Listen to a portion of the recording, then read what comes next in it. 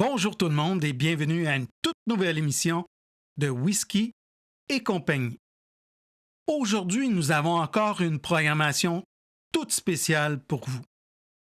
Nous vous présentons la grande finale de la WWA, la World Whisky Association, avec le Royal Rumble du whisky mettant en vedette le Lagavulin 8 ans, le Lagavulin Offerman Edition Caribbean Rum Cask et le Lagavulin 16 ans. Dans les minutes qui vont suivre, nous allons faire la dégustation de ces trois merveilleux whiskies de la distillerie de Port Ellen. Une fois l'analyse des whiskies complétée, nous allons nous amuser et nous prêter au jeu des comparaisons et mettre dans la même arène ces trois whiskies. Ça va être tout un combat, mon Didier. Écoute, Camille, prépare-toi à des luttes intenses et sans merci, car nous avons affaire à trois whiskies avec beaucoup de caractère. Il n'y aura pas de pitié dans ce combat-là. On se calme.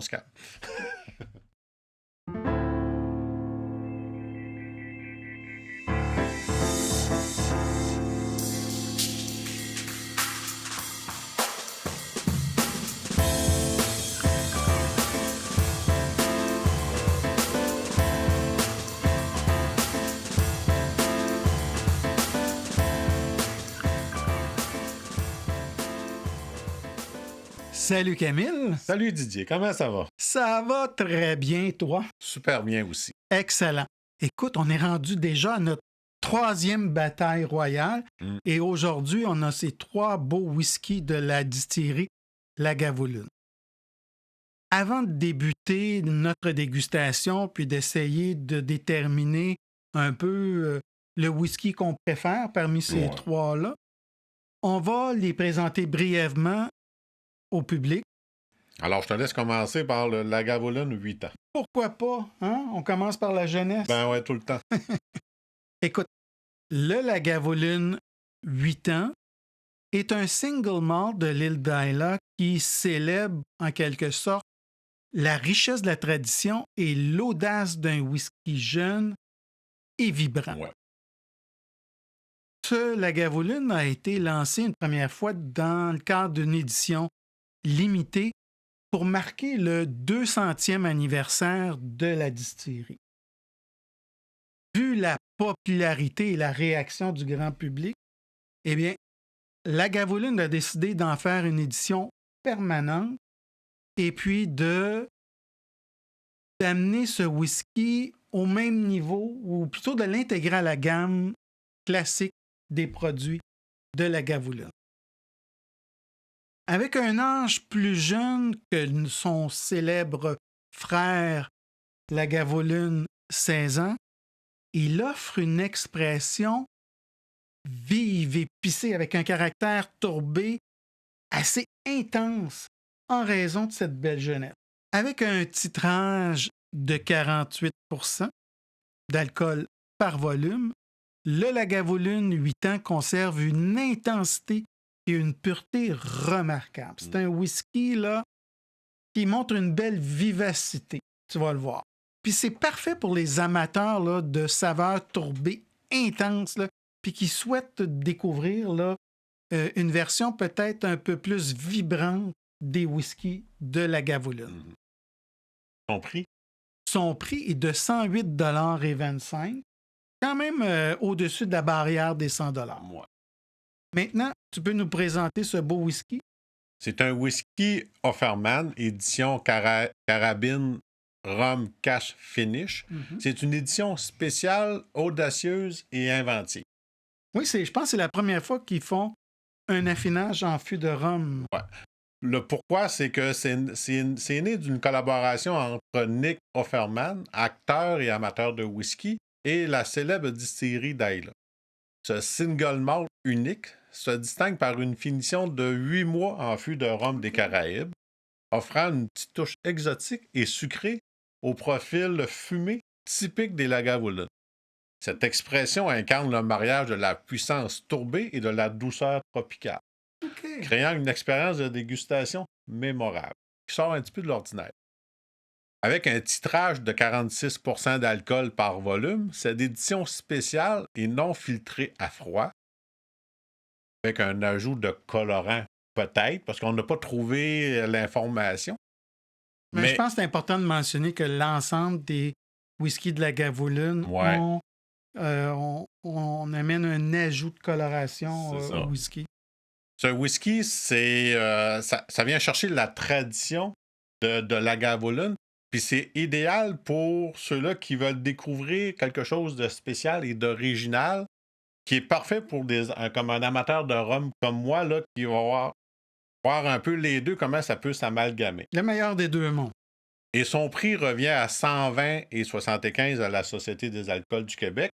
Une petite coche de plus que le 8 ans. OK. Maintenant, pour le Lagavulin 18 ans, 16 ans. 16 ans. Ouais, Merci. Il n'est pas encore... Pas majeur encore. C'est un whisky pour le moins légendaire, puis qui est vraiment reconnu comme l'un des plus emblématiques des whiskies de l'île d'Ayla. Hein, c'est à la coche, comme qu'on dit. Oui. Puis ce classique intemporel incarne l'équilibre parfait là, entre la puissance de la tourbe là, puis la complexité aromatique qui caractérise les whiskies de Lagavulin. Il est vieilli 16 ans en fût de chêne, ce qui amène beaucoup une richesse au plan olfactif et gustatif. Et je vous dis, pour les amateurs de whisky tourbé, on est servi. Vous allez être servi.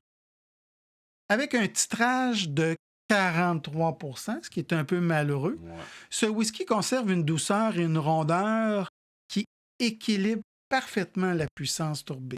Moi, ce whisky-là, c'est un compagnon idéal pour des soirées de dégustation, puis où on va pouvoir apprécier la complexité de ce produit-là.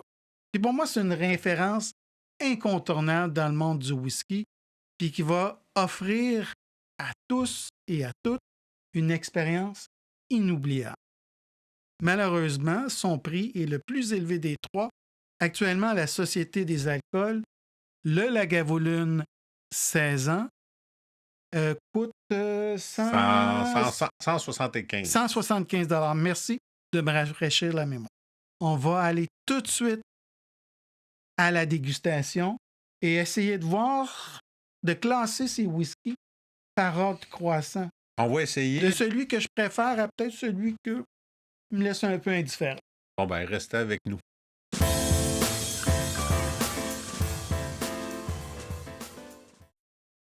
Camille, nous voilà au premier rang de l'arène, prêts à débuter cette dégustation? Oui, toujours prêt. Alors, on va commencer avec notre Lagavulin 8 ans. Le petit jeune. Le petit jeune. Écoute, comme couleur, on n'est pas loin... de l'eau. De l'eau. C'est une petite touche jaunâtre, là. Mais... Ouais. Mettons que j'ai bu beaucoup d'eau pendant ma journée, hein? C'est ça. C'est pas un premier pipi du matin. Non. Mais c'est étonnant de penser qu'il y a un colorant qui était ajouté quand même. Hein? Imagine-toi ce que ça devait avoir l'air. C'est ça. Et il démontre quand même une belle viscosité. Ça reste collé sur le verre. Mais quand même un nombre assez limité de gens, je te dirais, de larmes là, qui coulent. Ils apparaissent, mais ça prend du temps parce que c'est comme très visqueux à l'intérieur. Écoute, je m'attends pas à un liquide très dense, très visqueux là, en bouche. Là. L'avenir nous le dira. Ouais, au nez maintenant. Intéressant. Ouais, non, c'est... c'est une fraîcheur qui me frappe dès le départ. Je partais pour dire rafraîchissant, mais tu m'as enlevé les mots de la bouche. Qu'est-ce que tu... Peut-être un élément légèrement citronné, acidulé. Peut-être la pomme verte. Ouais. Là, on est dans le fruit blanc, là, comme tu dis, la quelque chose de très frais, très acide. Là. C'est ça, avec une petite touche de citron, si on peut dire. Moi, je peux percevoir le côté maritime des parfums iodés. Ben, il y a le petit côté salé qui est propre à la Lagavulin aussi, là, qui est quand même présent.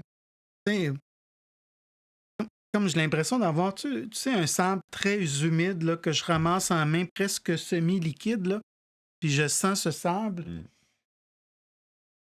Il y a un petit côté vanillé que Ouais. je sens, là, une petite odeur là, Ouais. qui Il y a vient un peu un petit élément fruité, hein, qu'on parle. arrondir les coins du salé. Là. Je peux pas vous dire que la présence de la fumée me paraît très intense. Je m'attendais, ou on s'attend plutôt, à la présence d'une fumée très intense, étant donné le court séjour en chai. Mm. Donc, c'est pas un whisky qui a été altéré beaucoup par le fût. Donc, tout l'élément empyromatique, l'élément fumé, à mon avis, devrait être très présent dans ce whisky. Par contre, au nez, Pas très présent. Mais pas très présent. il s'est envolé. Mais il y a un élément doux, vif, très, Ouais, c'est très... un petit jeune qui sent bon, là. Ouais. Écoute, on y va en bouche. Santé, Santé. mon cher ami.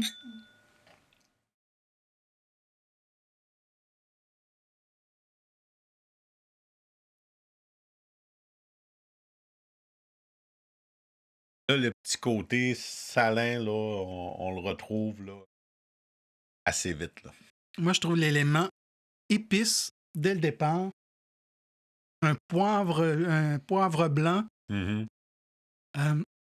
qui, Côté boisé aussi. Là. oui, qui laisse sa place assez rapidement à des composants un peu plus fruités. Ouais.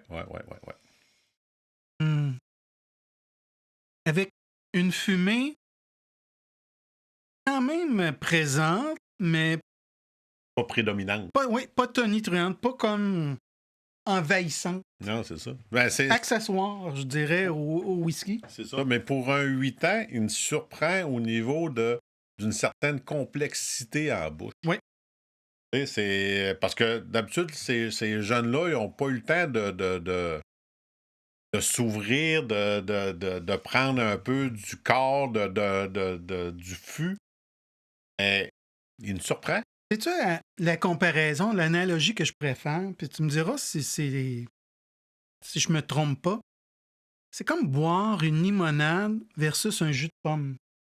Tu sais, ce côté vif, rafraîchissant, zesté de la limonade. On va grimacer un petit peu. Oui, qu'on grimace un petit peu, mais qu'on y retourne. On aime ça. Il y a quelque chose de réconfortant, une belle journée ensoleillée. Il y a quelque chose de rafraîchissant. Mm-hmm. Tu sais, on n'est pas dans l'intensité du fruit, l'intensité du sucre. On est dans quelque chose de vigoureux, de pétillant, de zesté. Là, Ouais. hein? En termes de finale, moi, il y a cet élément de fumée là, qui prédomine.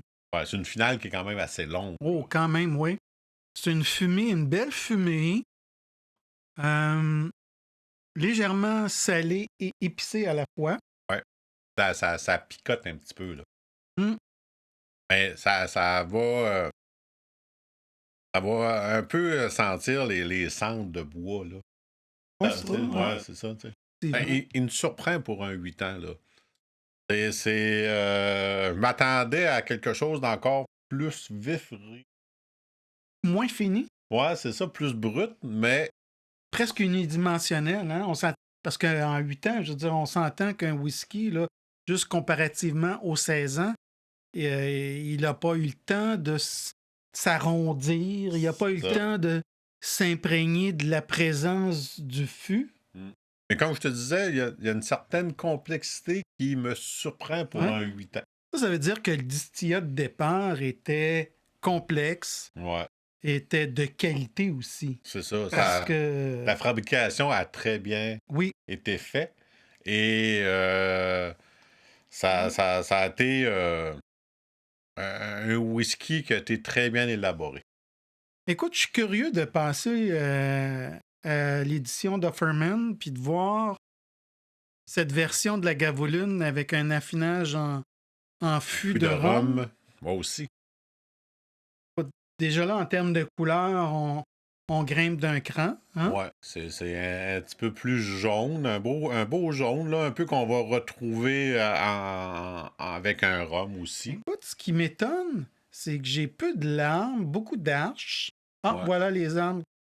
Et je pense que c'est un liquide qui s'écoule lentement. Ouais, c'est Hein? C'est peut-être d'éléments plus visqueux. faut lui laisser le temps, je pense. Oui, oui. Mais une belle viscosité. Oui, finalement, Il faut lui laisser le temps, mais là, les larmes apparaissent de plus en plus. en termes de couleur, c'est un peu couleur paille, paille jaunie, paille d'automne, un peu plus foncé, là. Ouais. Hein? Ben, en tout cas, il est plus foncé que le 8 ans. Pas difficile. Pas dur à battre. Ouais. Au nez maintenant. Au nez, j'ai bien hâte de voir. On va retrouver des éléments du rhum.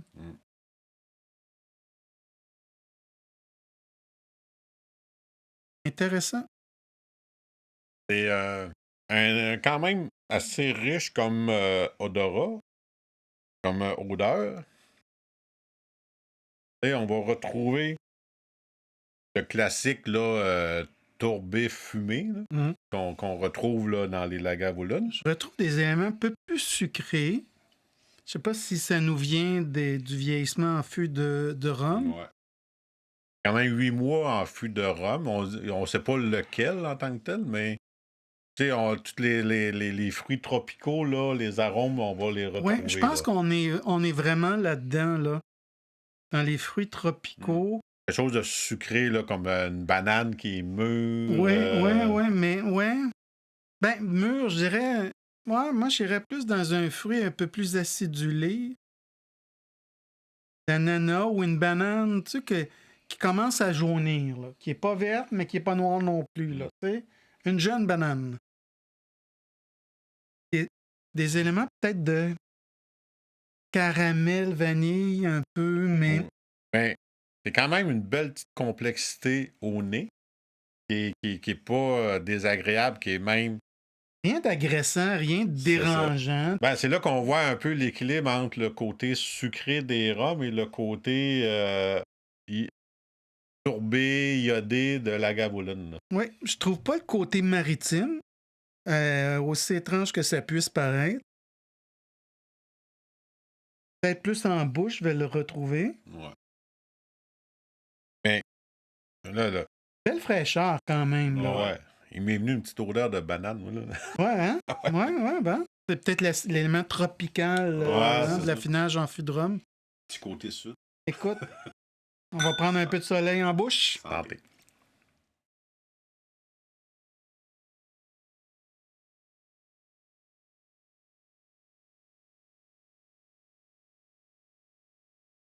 Ça s'avale très bien. Mm-hmm. C'est généreux. En même temps, on se promène d'un élément à l'autre en bouche. Là. C'est vrai que c'est un peu désordonné comme expérience en bouche. T'as raison. C'est pas habituellement, c'est par étapes. Tu commences, je sens la fumée, je sens le fruit, je sens le caractère salin. Là, c'est comme, ça va dans toutes les directions en même temps. On goûte un petit peu de tout en même temps, puis c'est dur de dire, OK, ça goûte ça, ça goûte ça, ça goûte ça, parce qu'il faut laisser le temps, je pense, au palais de s'habituer. Mais je pense qu'on a déjà un indice d'un whisky qui me semble complexe à la première gorgée. On va essayer de mettre de l'ordre un petit peu là-dedans. Mais on voit clairement la signature de la Lagavulin. Ouais. Ce côté fumé qui est entremêlé à des notes salines au départ. Et par la suite, justement, ce petit élément fruité. Mm-hmm. Et le petit côté sucre là, qui vient apparaître, là, puis qui vient un peu adoucir un peu tout ça, là, comme une bonne petite cuillerée de miel. Oui, mais je veux dire, pas en abondance. Non, rien dans. C'est pas quelque chose. On n'est pas dans le niveau de sucre d'un rhum, par exemple. On est dans des soupçons. Lécher la cuillère un petit peu. Ah, puis encore là, je l'ai léché puis je te l'ai donné après. Il en restait plus.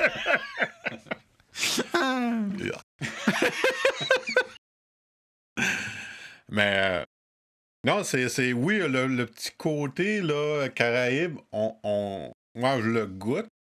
que j'aime bien le rhum, puis ça, je vais retrouver le petit côté rhum, avec tous ces aspects de fruits tropicaux, de sucré, de mélasse ou de cassonade. Moi, je trouve que c'est un Lagavulin type, mais enrobé. Ouais. Comme pour faire... C'est pas une très belle expression que je veux dire, mais comme pour faire avaler la pilule. Tu sais, à l'époque de nos grands-parents, là, ils mettaient un peu de miel dans le médicament Ouais. pour que l'enfant avale son sirop.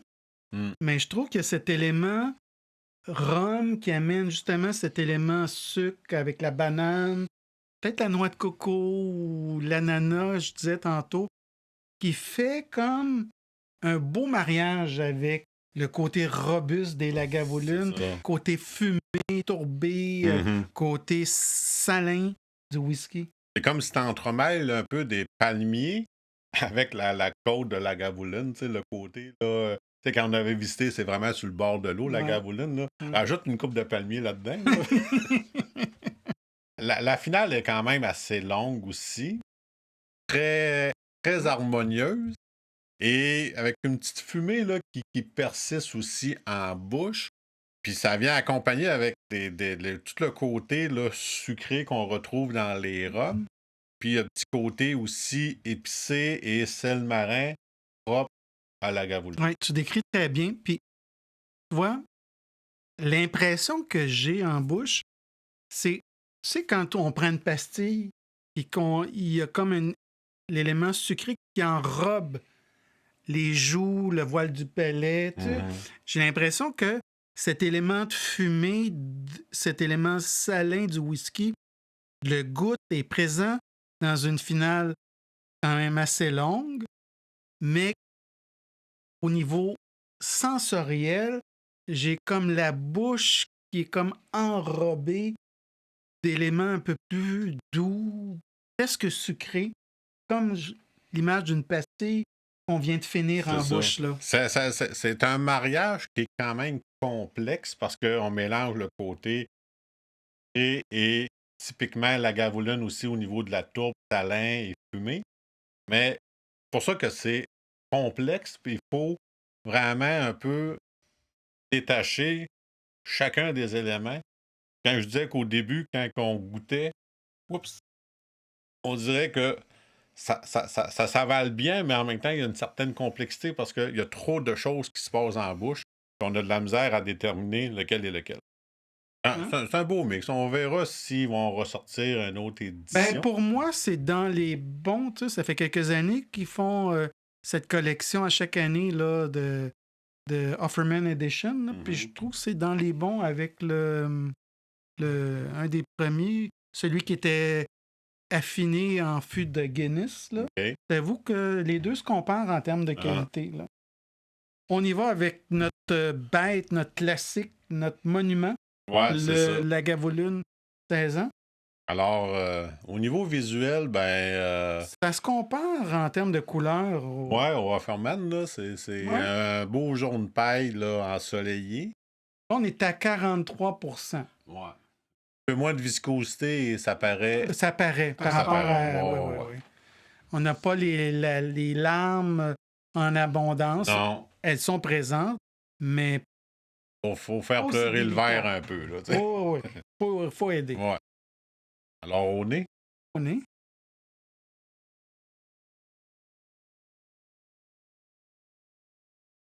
La douceur, là. Oui, moi aussi, ça me. J'étais un peu étonné. Ça faisait un petit bout de temps que j'avais pas pris un Lagavulin 16 ans. Dans les trois, là, c'est lui le plus doux, là, au nez. Oui, ben c'est sûr que de 8 ans, on a cette fougue de jeunesse. C'est ça.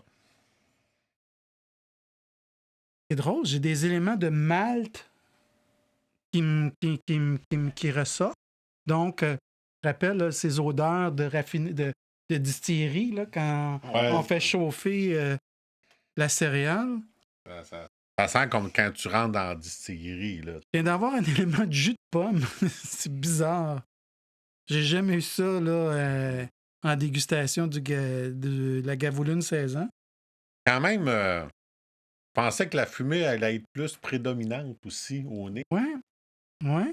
Mais c'est le caractère très doux qui Doux et ressort. fruité, t'as raison. Mais le côté fumé, Écoute, moi, j'ai vraiment tu sais, le parfum d'une pomme qui commence à brunir, là. Une Macintosh, là, qu'on a, sur laquelle on a pris une bouchée, là, puis que commence à s'oxyder, là. Il y a un peu de ça. non, mais c'est très agréable là, au nez. Tu sais, le petit côté salin qu'on retrouve, fumé aussi, mais ils sont pas en premier plan. Peut-être des éléments de fumée, mais tu le dis très bien, pas en premier plan. Non. Côté vanillé qu'on va découvrir aussi, qui vient un peu envelopper, tout, ou ben, pas envelopper, mais qui va venir s'ajouter. Comme un élément de fraîcheur. Hein? Au niveau arôme, là, le 16 ans là, me surprend. Ça, en bouche. En bouche. Santé, mon cher. Santé. Ça se dessine pour être tout un combat. Ouais.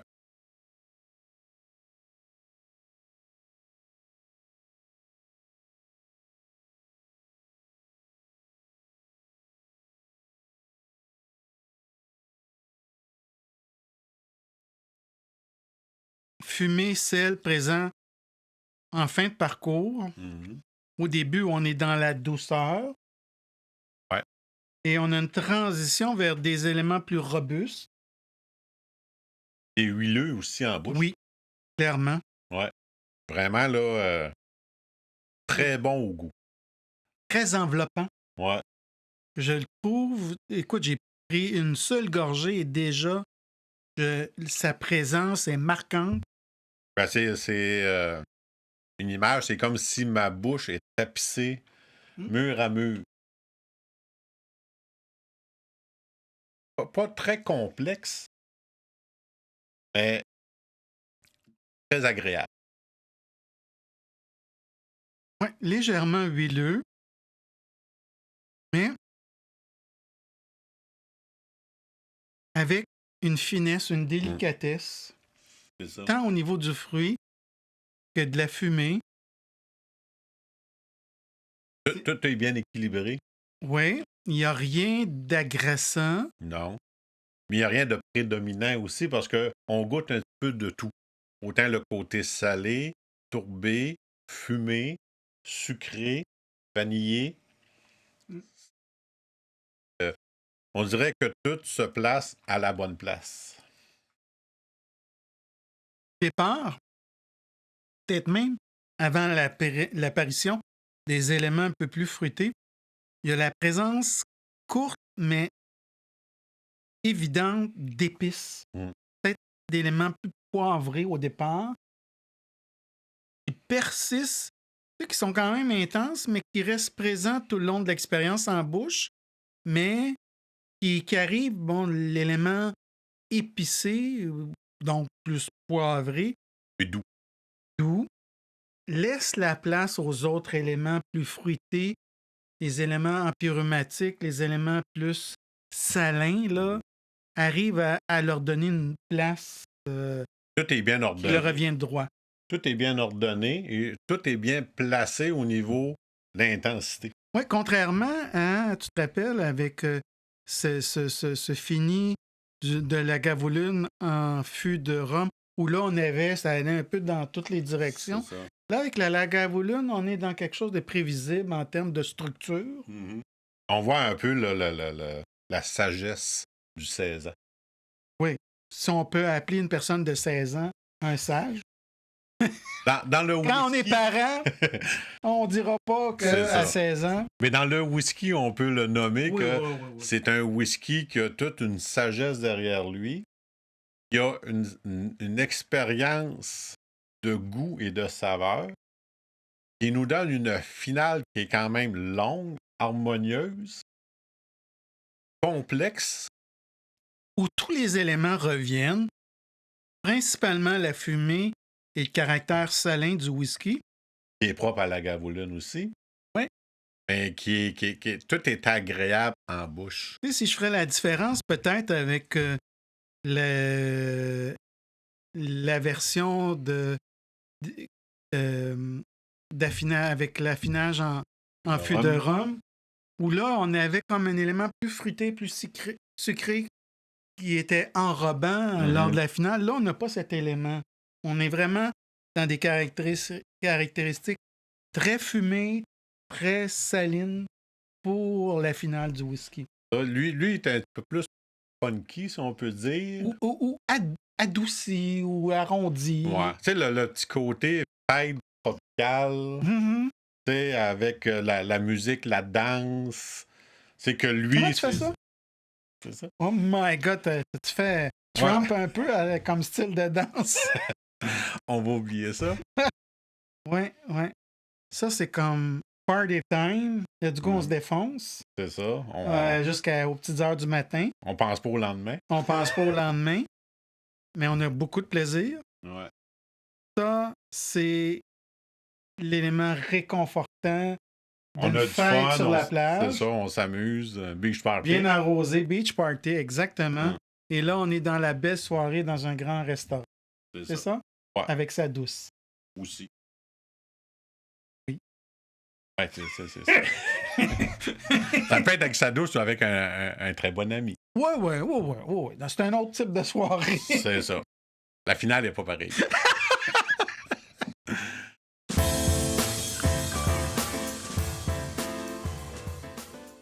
Si tu avais une bouteille à choisir, mais oublie pas les prix, là.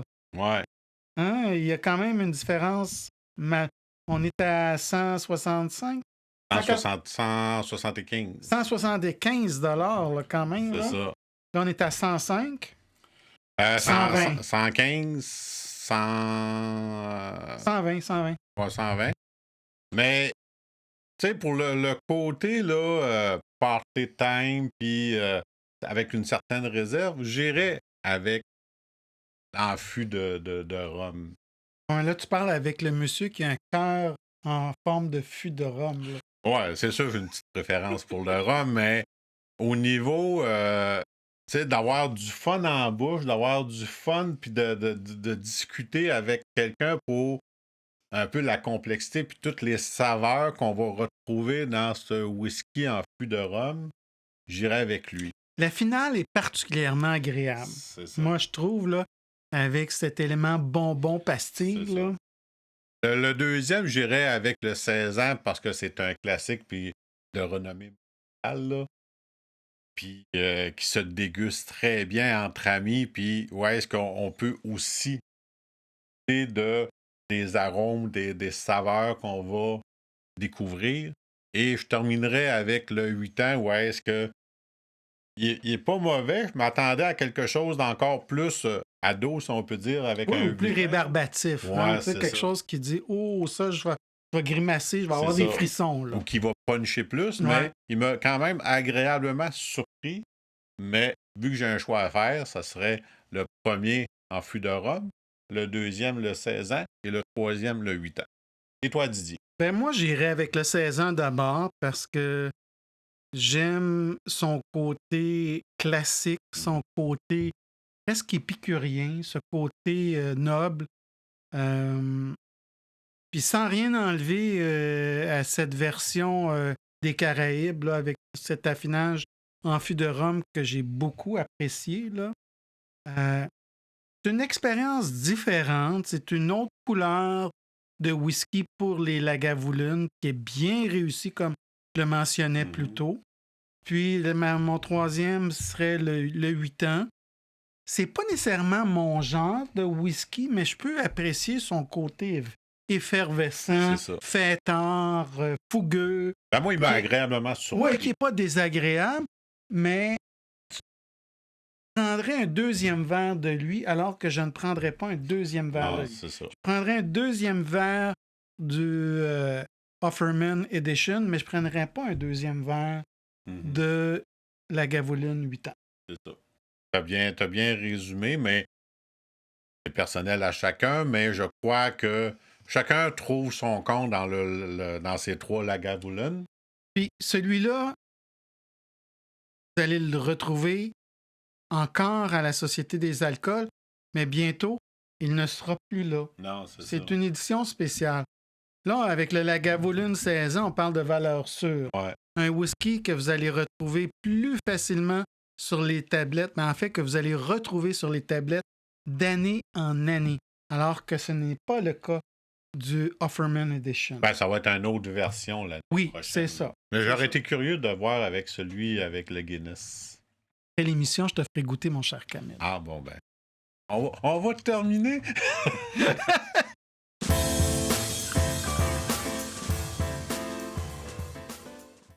Alors, termine-nous ça, mon cher Camille. Ben, on vous remercie d'être présent, de nous encourager avec un petit pouce dans les airs sur notre site Internet pour vous abonner. Et n'oubliez pas de nous laisser des commentaires là, pour si vous aimez ou pas, ou si vous avez des suggestions par rapport à un autre Royal One Bottle qu'on pourrait faire avec un autre style de whisky. Et si vous avez aimé l'émission d'aujourd'hui et que vous voulez avoir une analyse un peu plus détaillée de cette bataille royale entre ces 3 whiskies de Lagavulin, eh bien, nous invitons à consulter notre site web à l'adresse whiskycompagnie.com. Sur ce, on vous souhaite une excellente semaine et on a bien hâte de vous revoir pour une prochaine émission de Whisky et compagnie. À bientôt et santé à vous tous et à vous toutes. Prenez soin de vous.